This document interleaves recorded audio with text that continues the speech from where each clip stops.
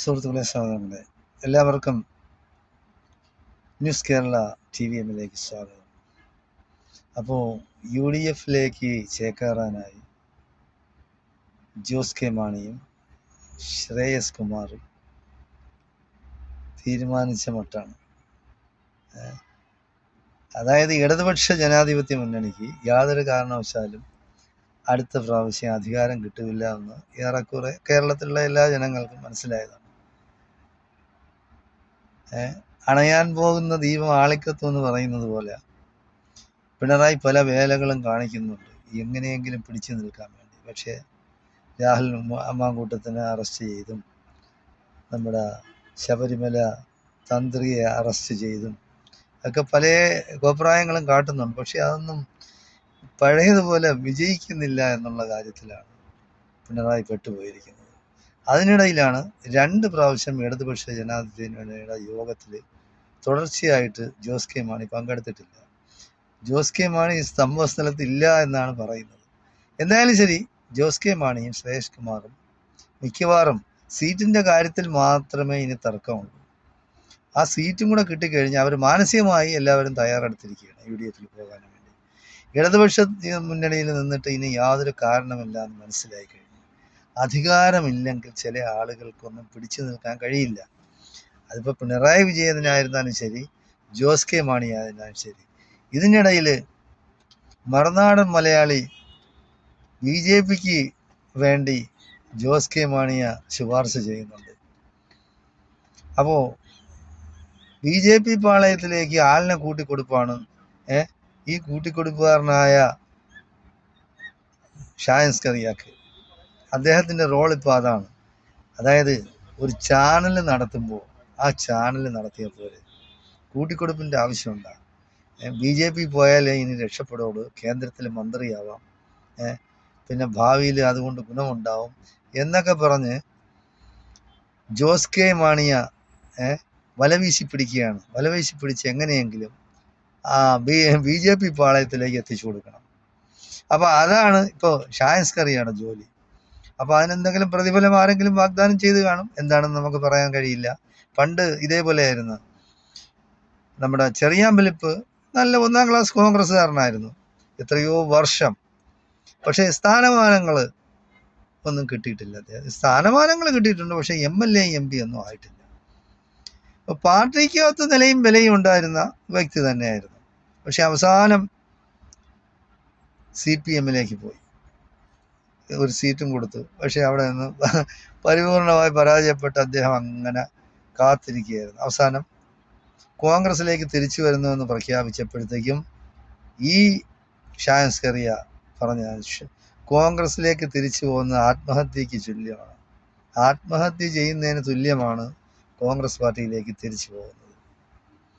നല്ലതെന്ന് പറയുന്ന BJP പോകുന്നതാണ്. അപ്പോൾ ഇങ്ങനെ ഈ BJPക്ക് ആളിനെ കൂട്ടിക്കൊടുപ്പാണ് ഷായൻസ്കറിയയുടെ പണി. കൂടെ പറയും, ഞാൻ അങ്ങനെയല്ല ഇങ്ങനെയല്ല, ഞാൻ ഒരു പാർട്ടിയിലുമില്ല, എന്നാൽ എല്ലാ പാർട്ടിയും വേണം. അതായത് സ്വന്തം താല്പര്യങ്ങൾ നടക്കണമെങ്കിൽ ഏതുമായിട്ടാണ് അഡ്ജസ്റ്റ് പോകാൻ ഒക്കുന്നത് അങ്ങനെ അഡ്ജസ്റ്റ് ചെയ്ത് പോകുന്നതാണ് ഇവരുടെയൊക്കെ പിന്നെ പാരമ്പര്യം എന്ന് പറയുന്നത് അങ്ങനെയാണ്. എന്തായാലും ശരി, ഇപ്പോൾ ജോസ് കെ മാണിയും ശ്രേയസ് കുമാറിൻ്റെ RJDയും UDFിൽ വരാനാണ് സാധ്യത. അപ്പോൾ സീറ്റിൻ്റെ ആ എണ്ണത്തിലുള്ള തർക്കം മാത്രമേ ഉള്ളൂ. അതുകൂടെ കഴിഞ്ഞു കഴിഞ്ഞാൽ അവർ UDFിൽ വരും. എന്തായാലും UDFിന് പ്രതീക്ഷ തന്നെയാണ്. കേരളത്തിലെ ജനങ്ങളെല്ലാം ആഗ്രഹിക്കുന്നതും UDF അധികാരത്തിൽ വരണമെന്നാണ്. UDF അധികാരത്തിൽ വരട്ടെ, 5 വർഷം അവർ ഭരിക്കട്ടെ. അതിനുശേഷം ഇടതുപക്ഷം അവരുടെ പാർട്ടികളെ ശക്തിപ്പെടുത്തണം നിങ്ങളെല്ലാം ഇടതുപക്ഷം. കാരണം BJP ഇവിടെ വളർന്നു വരികയാണ്. BJP എന്ന് പറയുന്ന ഫാസിസ്റ്റ് പ്രതിലോമക്കാരികൾ കേരളത്തിൽ യാതൊരു കാരണവശാലും നിലനിൽക്കാൻ പാടില്ല. നമ്മളെല്ലാം ഒറ്റക്കെട്ടായി എതിർക്കണം. ഈ വടക്കേ ഇന്ത്യയിലെ ഗോസ്വാമിമാർ എന്തോ വായിക്കേണ്ട പോട്ട്, അതൊന്നും നമ്മൾ നോക്കണ്ട. കാരണം അവർ പറയാണ് ചാണകം തിന്നണമെന്ന് പറയുമ്പോൾ ചാണകം തിന്നണം, മൂത്രം കുടിക്കണമെന്ന് പറയുമ്പോൾ മൂത്രം കുടിക്കണം, പശുവിനെ കൊല്ലരുതെന്ന് പറയുമ്പോൾ കൊല്ലാതിരിക്കണം.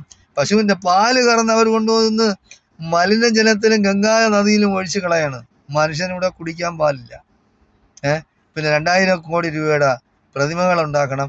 ഇനിയിപ്പോൾ അടുത്ത പ്രതിമ ശ്രീരാമൻ്റെ പ്രതിമയൊക്കെ ഉണ്ടാക്കി വയ്ക്കാനായിട്ട് അവർ ശ്രമിക്കുകയാണ്.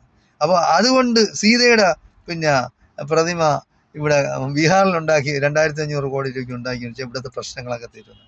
അപ്പോൾ ജനങ്ങളുടെ പട്ടിണി മാറ്റാനും അവരുടെ ജീവിത നിലവാരം മെച്ചപ്പെടുത്താനും സീതാദേവിയുടെയും നമ്മുടെ ശ്രീരാമൻ്റെയൊക്കെ ബിംബങ്ങൾ ഉണ്ടാക്കി വെച്ച് കഴിഞ്ഞാൽ അതിന് കഴിയുന്നതാണ്.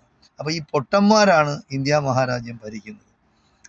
അവർക്ക് ഈ പൊട്ടന്മാർ രാജ്യം ഭരിക്കുമ്പോൾ എന്താണെന്ന് അറിയാലോ, വിഡ്ഢിവേഷം കെട്ടിക്കുകയാണ് ജനങ്ങളെ.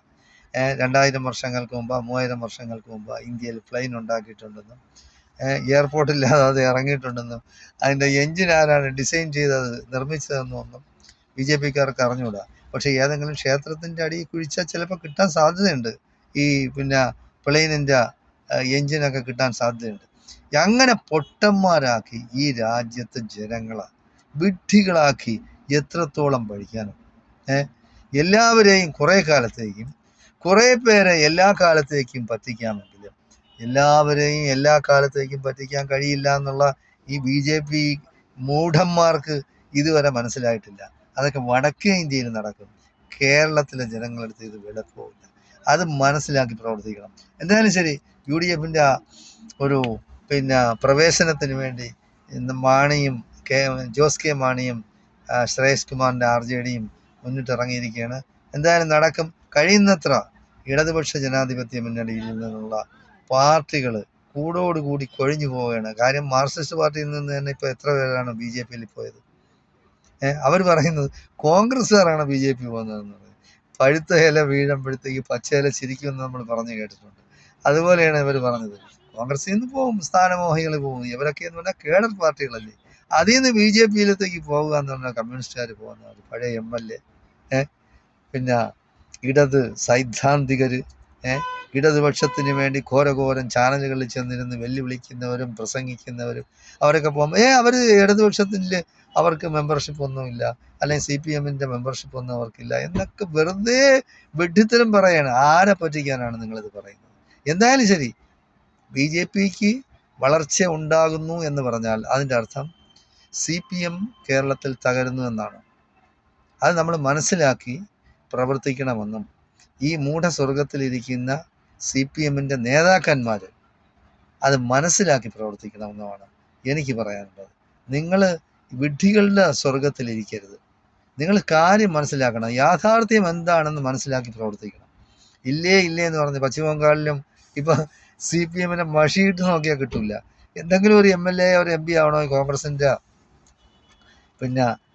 കടാക്ഷം ഉണ്ടാവണം. ഇല്ലെങ്കിൽ അവർക്ക് യാതൊരു കാരണവശാലും ഒരു MPയോ MLA ആവാൻ പശ്ചിമ ബംഗാളിലോ ത്രിപുരയിലോ ഒക്കില്ല. അപ്പോൾ എന്തായാലും ശരി, നമ്മൾ ശ്രദ്ധിച്ച് സൂക്ഷിച്ച് നമ്മുടെ കേരളത്തിൻ്റെ പാരമ്പര്യം നമ്മൾ കാത്തു സൂക്ഷിക്കണമെന്നാണ് എനിക്ക് എല്ലാ ജനാധിപത്യ മതേതര വിശ്വാസികളോടും പറയാനുള്ളത്. നന്ദി, നമസ്കാരം.